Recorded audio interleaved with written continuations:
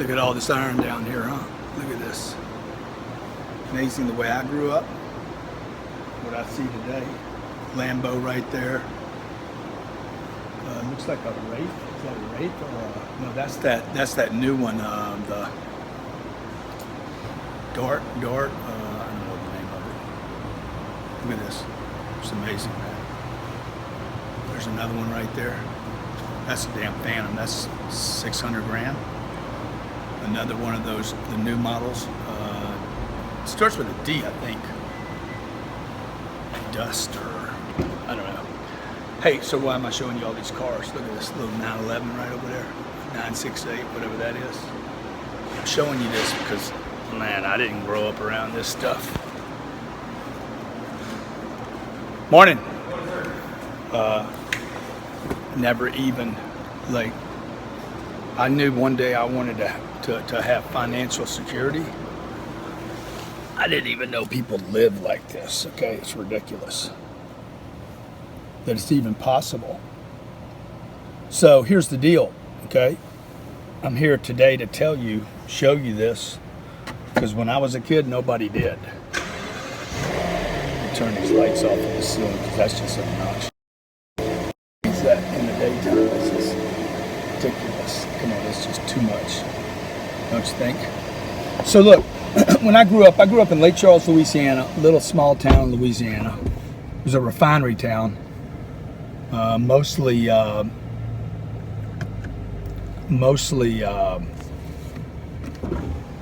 labor. And my dad was an insurance guy, sales guy.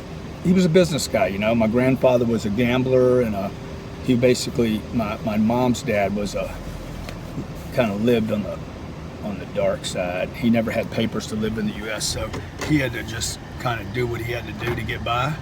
My mom wasn't educated. My dad was, whatever that means. My dad died when I was 10. He was only 52 years old, which is really young, you know. You don't know that when you're growing up, but man, 52 is a young age to die. 5 kids. We grew up on just like saving. The whole concept was save. Now I showed you all those cars this morning because I want to share something with you. I always told my mom, I said, Mom, why can't we see how other people are living? Because she thought the rich people were kind of bad, like the doctor. I mean, it was just a message about it's out of reach. It's not going to make you happy. Don't set that expectation. Rich people aren't happier than we are. Be grateful for what you have. You know, all that messaging. By the way, I'm doing a documentary about how we were programmed to think small, and I'd love your comments on it. How were you programmed to think about cars, money, houses, rich people, yachts, you know, private aviation? Did anybody even show you? This is something that is like really I've been intrigued by my whole life. Why don't the rich people show you behind the scenes? Now I'm starting to find out why. You know, because the moment I do this video, somebody's going to crack on me, or at least try to crack on me, about how I'm showing off. Or, oh man, you could have, what you paid that car, you could have given money to charity. Okay, like there's so many judgments on it that I think that's why people that make it kind of go underground and just start hanging out with themselves. It's like, see Steve Jobs hanging out with Warren. You know, not Steve Jobs. Steve's not hanging out with anybody anymore, but. Warren's hanging out with Bill. Bill's hanging out with Carlos. Carlos is hanging. Look, all the rich people, for a number of reasons, I'm sure, they're super wealthy. You don't really get to see behind the scenes. You don't get to see how they're living. This has probably been going on for thousands of years, since the time of rulers and kings and queens had their little tight court, and the common people, the everyday people, didn't get to see what was really going on behind the scenes because it was probably freaking crazy. Or maybe it's because it made the common, my man, come on brother, good to see you guys, made the everyday people, my buddies right there, both of those dudes love me like brothers, like a brother, because the common people get angry because the curtains are closed.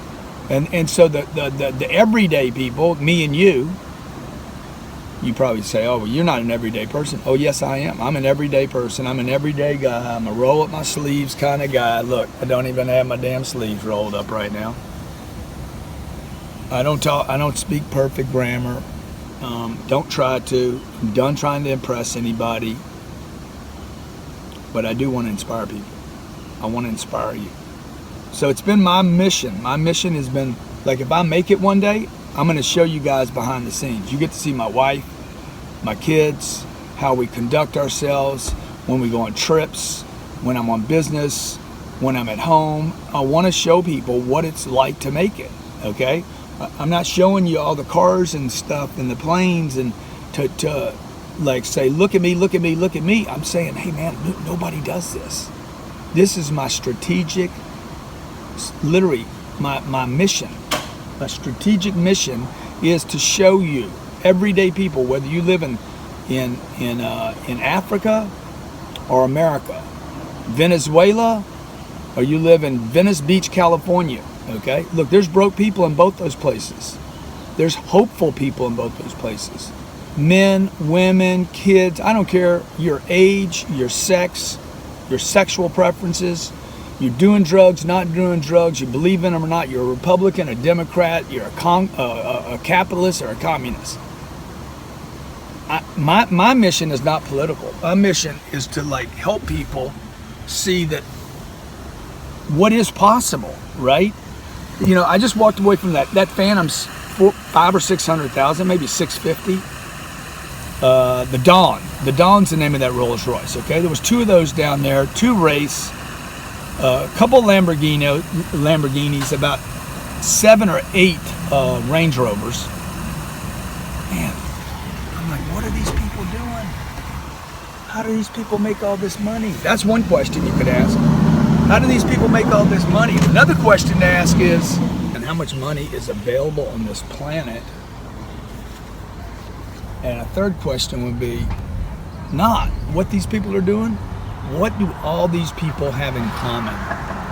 Okay, I'm not talking about the pretenders. I'm not talking about the people just showing off with their fancy cars. The guy with one Lambo, and that's his only car. He's a single dude, and he's trying to impress chicks. Which, by the way, if you're a chick, and his only car is a 2-seater, that shouldn't impress you. It should freaking terrify you. At least now you know he's a pretender. Nobody would have a 2-seater as their only driver. Let me get this belt on. So look, my name's Grant Cardone. If you don't know who I am, maybe you're just running into this channel for the first time. I'd love to hear your comments. What were you taught about money? What were you programmed about money? What did your family tell you, either overtly or covertly, about rich people? They good, they bad, they evil, they terrible, they're generous, they're angry, they're hateful, what did they tell you? Okay, I'm gonna do this documentary. I'd love your feedback and your input. I'd love to know what you need help with. Anything I can do to help you think different, to deprogram what maybe is keeping you from having what you deserve. I know my whole life, all I wanted was to have enough to take care of my family. And I knew, because of what happened to me young, early on, I knew that it had to be a lot, because what my family had, which was more than most, that's what my mom told me, you have more than most, we have more than most, be grateful. I just knew the amount that allows you to just be grateful from personal experience. I learned at 10 years old wasn't enough, because I saw my mom in terror every day. And I couldn't do anything about it, and I wanted to do something about it. So look, if you're one of those people that wants to do something about your family's financial condition, more importantly, their freedom and their choices. If you're a guy or a gal out there, like, I want to be a good example for my community or my family or my mom or my dad. Like, you got that ache inside of you that's like, I got to make a difference. You know, I got to make a difference. I've wanted to make a difference my whole life. Unfortunately, from 15 to 25, all I did was make a difference for the worse. And then one day I finally got all sorted out, and I said, hey, now I want to make a difference for the better. So look, I hope this finds you well. If not, if it doesn't find you where you want to be, but you're all right. You're doing all right. Or maybe you're in a terrible place right now. Maybe you're freaking busted in every way. I've been there. Bankrupt. Spiritually, financially. The finances were the least of the problems when I was most bankrupt. Spiritually, physically, mentally, emotionally, saying the wrong things to myself, hanging with the wrong people. I didn't have any place like this to get information from.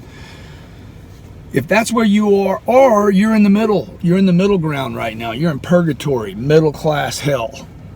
Just enough to be grateful, not enough to do anything. I want to help you, okay? So grab the link. I'm going to give you my little book, the Millionaire Booklet. Okay, this book has been a game changer for a lot of people. Called the Millionaire Booklet. I'll ship this to you, okay? I tell you what, I'll give it to you. You pay for the shipping, and I'll ship. You pay for the shipping, and I'll give it to you. It's called the Millionaire Booklet. I want to get 1 million of these circulating on planet Earth to prove to people, and it don't have to be 700 pages to make you financially intelligent, okay? I want to help you get your money right. I do not want to get a ticket for this video. Please follow, subscribe to the channel, post in comments, again, what you were taught about money, what you were taught about finances, what you were taught about rich people. I look forward to your comments. I look forward to helping you. And when you get the Millionaire Booklet, do me a favor, read it as fast as you can. It takes about 30 minutes, and then share it with somebody else, all right? Tell somebody else about it. God bless, be great, and never settle. It just don't work, and it don't feel good.